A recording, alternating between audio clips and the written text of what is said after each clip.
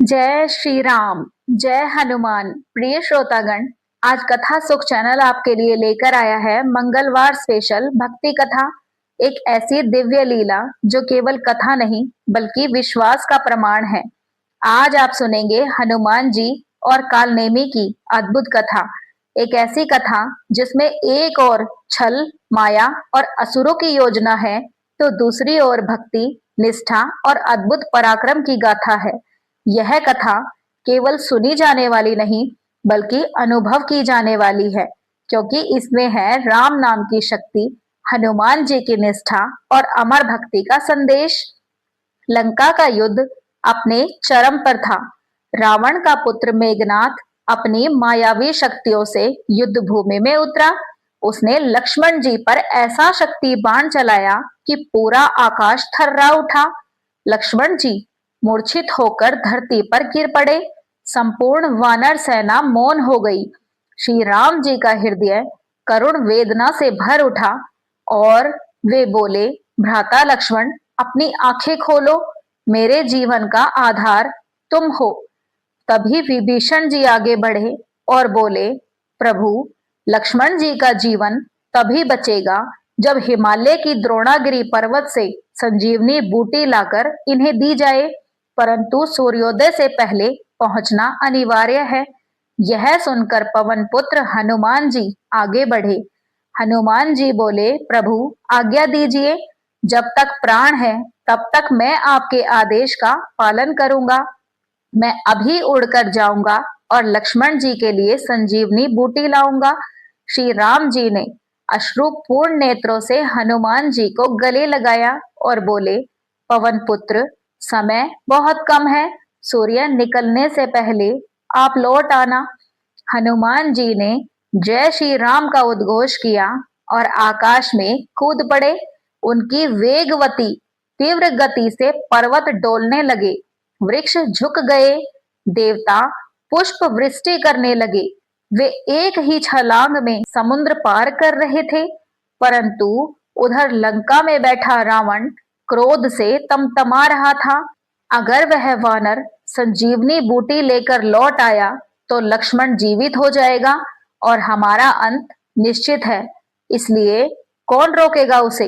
राक्षस बोला, महाराज, कालनेमी नामक असुर इस कार्य में कुशल है, वह माया जाल फैला सकता है। रावण ने तुरंत आदेश दिया, उसे बुलाओ और कह दो हनुमान को किसी भी तरह से रोक ले। कालनेमी ने अपना रूप बदला। वह एक साधु के वेश में सुंदर झील के किनारे बैठ गया। वहां उसने एक नकली आश्रम बनाया और प्रतीक्षा करने लगा। थोड़ी देर में आकाश से तेज वेग से उड़ते हुए हनुमान जी वहां पहुंचे। हनुमान जी को बहुत ज्यादा प्यास लगी थी। प्यास के कारण उनका कंठ सूख रहा था। उन्होंने देखा झील के किनारे एक साधु ध्यान मग्न है। हनुमान जी ने उन्हें प्रणाम किया और मधुर स्वर में बोले, मुनिवर, मैं श्री राम जी का दूत हनुमान हूँ। मुझे लक्ष्मण जी के लिए संजीवनी बूटी लानी है। मुझे प्यास लगी है, मैं जल पी सकता हूँ। कालनेमी मुस्कुराया, पवन सुत, पहले थोड़ा विश्राम कर लीजिए। मैं आपको एक दिव्य स्त्रोत सुनाऊंगा, हनुमान स्त्रोत। उससे आपकी शक्ति और भी अधिक बढ़ जाएगी। हनुमान जी को थोड़ा संदेह हुआ, परंतु शांति से बोले कि समय बहुत कम है, पर यदि यह राम कार्य में सहायक है तो अवश्य सुनूंगा। जैसे ही हनुमान जी झील में उतरे, अचानक जल से एक विशाल मगर निकल आया। वह सीधे हनुमान जी पर टूट पड़ा। हनुमान जी ने एक ही झटके में उसकी पूंछ पकड़ ली और उसे झील से बाहर फेंक दिया। घड़ियाल के मरते ही वहां से एक दिव्य अप्सरा प्रकट हुई। वह मधुर स्वर में बोली, हे पवनसुत, मैं एक अप्सरा हूँ। कालनेमी ने श्राप देकर मुझे मगर बनाया था। आपने मेरा उद्धार किया।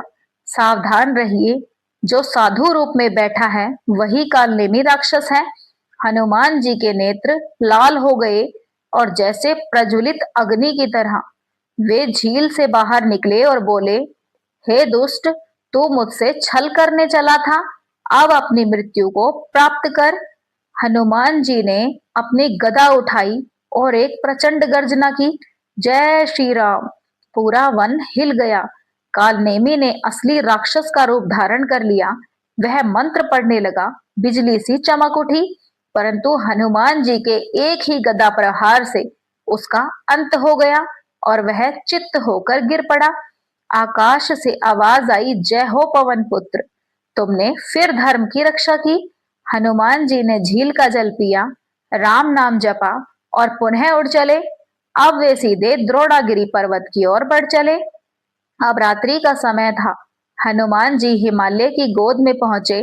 पर्वत पर जड़ी बूटियों की सुगंध फैली हुई थी।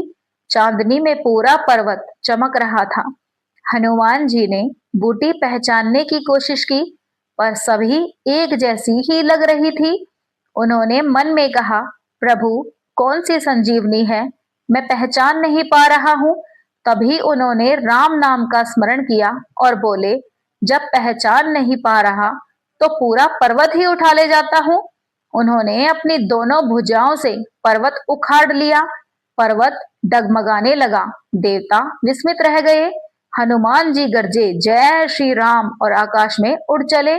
उधर लंका में प्रभु श्री राम, सुग्रीव, विभीषण और पूरी वानर सेना शोक में डूबी थी। सूर्योदय का समय निकट था। राम जी ने अश्रुपूर्ण नेत्रों से आकाश की ओर देखा। तभी आकाश से एक तेज प्रकाश फैला। सबने देखा, हनुमान जी पर्वत लेकर आ रहे हैं। हनुमान जी ने पर्वत सुषेण वैद्य के सामने रख दिया। वैद्य ने तुरंत बूटी खोजकर लक्ष्मण जी की नासिका में रखी। कुछ ही क्षणों में लक्ष्मण जी की सांसें चलने लगी, आंखें खुल गई। लक्ष्मण जी कमजोर स्वर में बोले, भैया राम। श्री राम ने दौड़कर उन्हें गले लगा लिया। आंखों से आंसू, हृदय में कृतज्ञता। श्री राम जी हनुमान जी से कहने लगे कि आज तुमने सिद्ध कर दिया कि तुम केवल मेरे भक्त नहीं, मेरे जीवन रक्षक भी हो।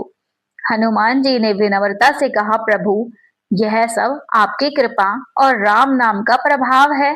देवता आकाश से प्रकट हुए। इंद्र, ब्रह्मा, वरुण, अग्नि सभी ने पुष्प वर्षा की। इंद्रदेव बोले, हे पवनसुत, तुम्हारे समान भक्त इस सृष्टि में नहीं। तुम शिवांश हो, अमर हो। जब तक पृथ्वी रहेगी तुम्हारा नाम अमर रहेगा।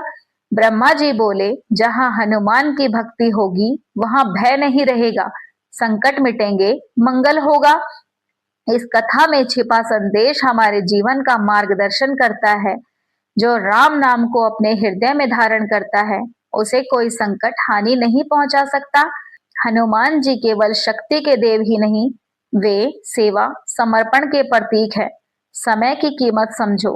हनुमान जी ने एक पल भी व्यर्थ नहीं किया और यही कारण है कि वे कार्य सिद्धि के देवता कहलाए। जो भक्त मंगलवार के दिन श्रद्धा से इस कथा को सुनता है, हनुमान चालीसा का पाठ करता है, उसके जीवन से सभी संकट मिट जाते हैं। घर में सुख, शांति और मंगल की वर्षा होती है। जय श्री राम। जय जय हनुमान। जय मंगल मूर्ति मारुति नंदन।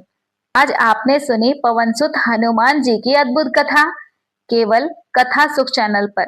अगर आपको यह कथा पसंद आई हो तो इसे लाइक, शेयर, सब्सक्राइब अवश्य कीजिए। अगली बार फिर मिलेंगे एक नई दिव्य कथा के साथ। तो प्रेम से बोलिए, जय श्री राम, जय बजरंग बली।